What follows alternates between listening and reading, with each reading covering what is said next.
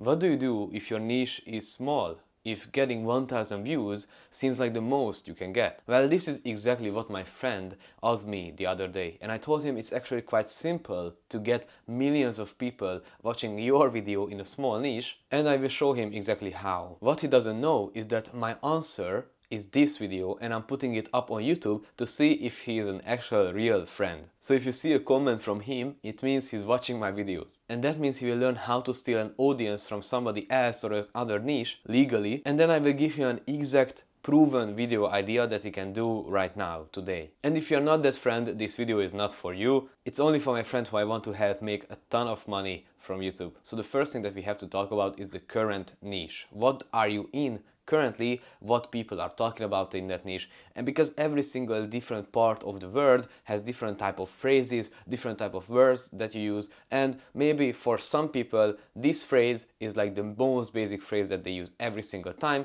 and for other people it's not. So for example, us business owners, we use leads a lot of times, but other regular people might not even know what does a lead mean. And it's not just for words or phrases, it's for people as well. You may know a big basketball player and it's like, oh, you see his name and it's like you obviously know who he is, but other people who don't watch basketball may not even know who is that or don't care. And this is what we actually have to think about, because in our world on YouTube, you are clicking on videos. It's not like TikTok, you scroll and you get a new video and you don't really have a choice, you just have a choice to watch it or not watch it. On YouTube, you have to click on the thumbnail and you have to click on the title.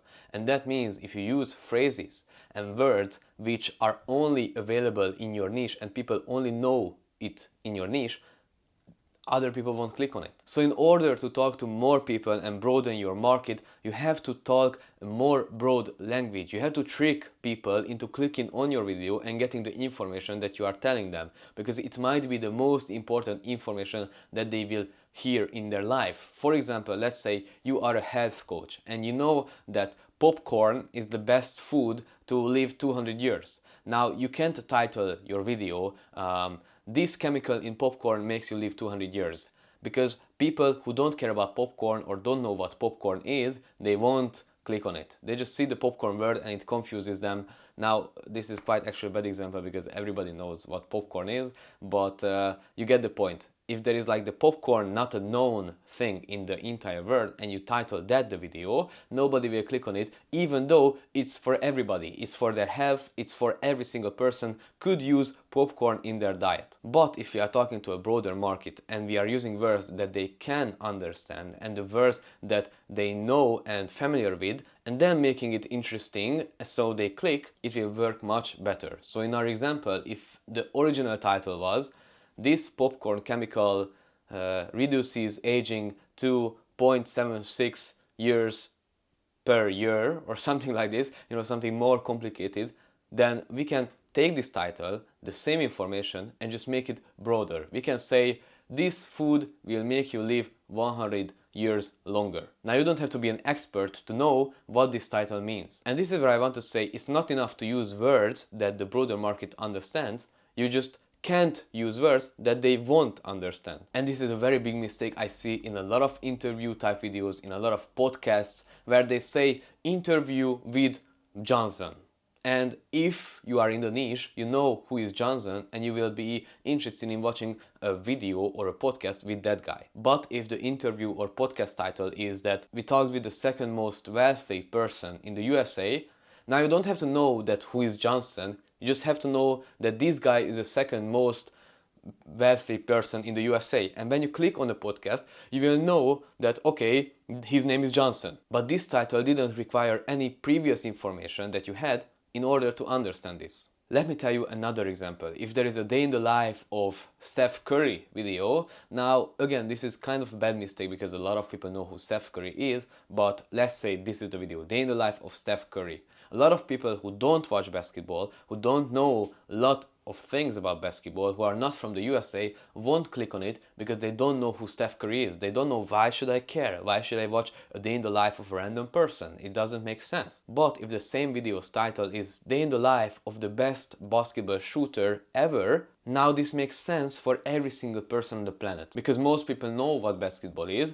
and now they understand, okay, this is one of the most talented guys. I wonder what his day in the life looks like. and they don't have to know this is Steph Curry, they just know that this guy is very good. Now, one more thing that I want to point out here is that it's not enough to appeal to a broader audience, because you have your audience, you have your current viewers that watch every single video of yours on your channel, and if you are creating videos for a broader market, which is more general, they will not really like it because they know who is Steph Curry, they know what does basketball mean, they don't need this, as a basketball player I need to eat a lot of food. They don't care about that. They are interested in what workouts does Steph Curry do, because they want to be like Steph Curry. So you not only have to appeal to the new audience that you want to target, you still have to make sure that the video is good for the core fans that you have, the core people. So if you have day in the life of the best basketball player ever video and you feel like, okay, this will get me a new market, this is true, but also make sure the video has information for the core audience, the number one fans of Steph Curry who want to know something new about the guy. Okay, so now we go on to the video idea and I will show you how you can apply this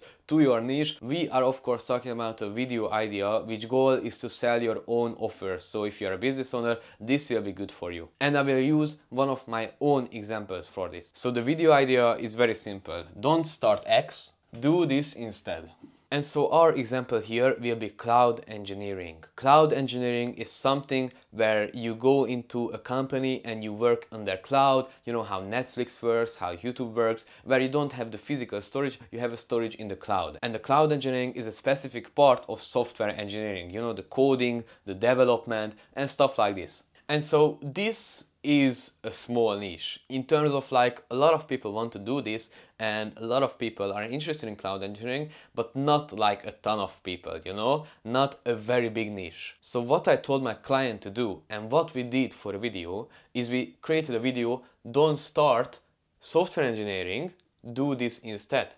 Because we looked at cloud engineering and we were like, okay, this is the small niche, this is the cloud.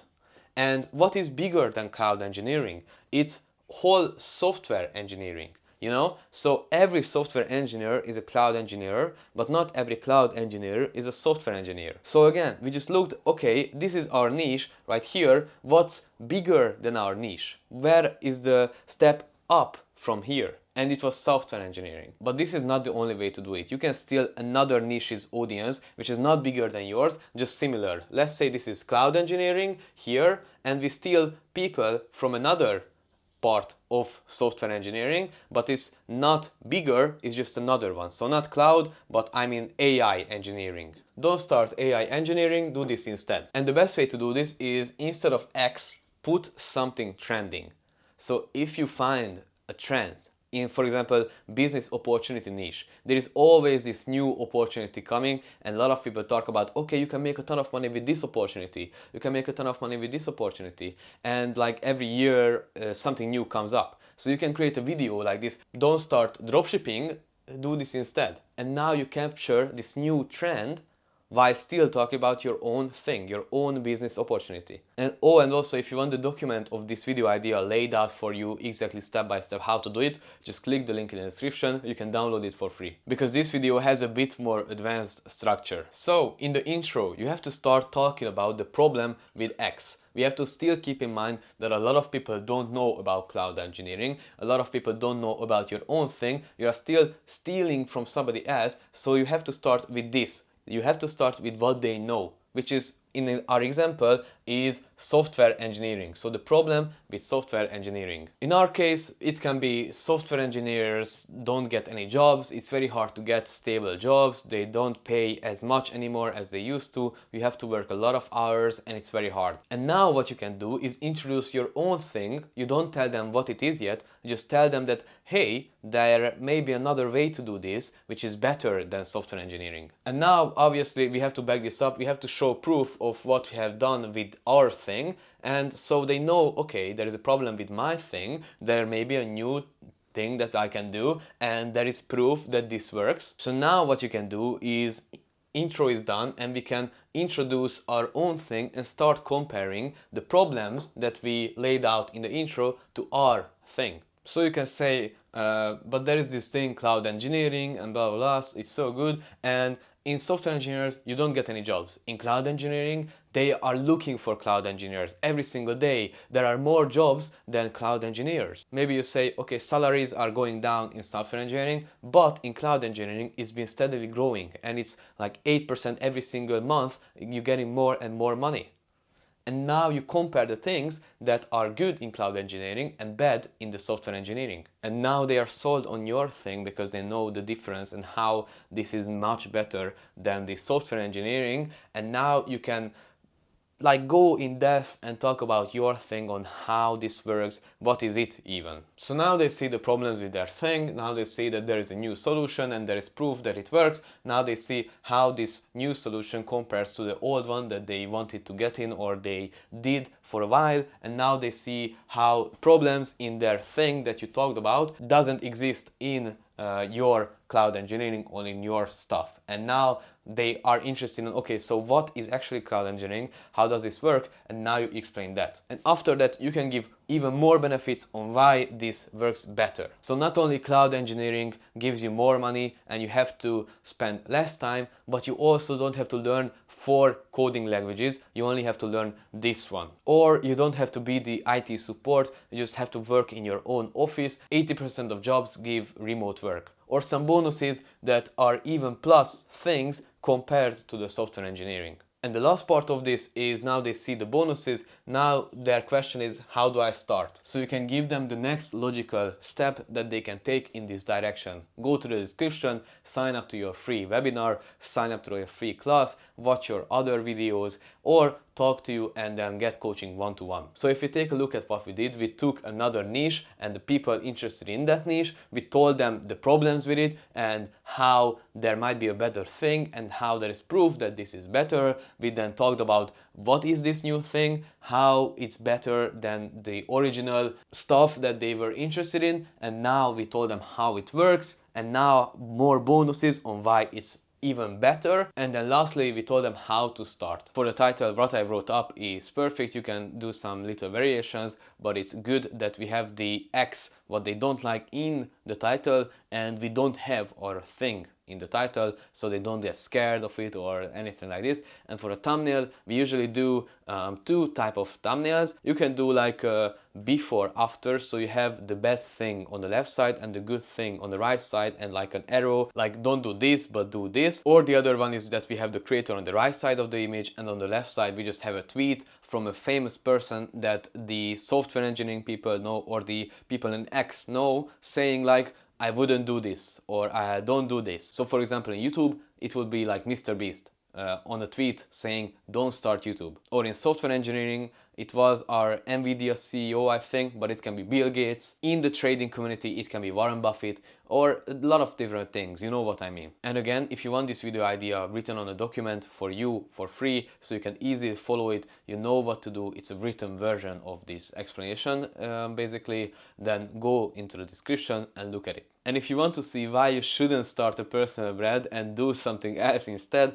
just click on the screen right now and check that video. It's a different structure a little bit, but the point still stands.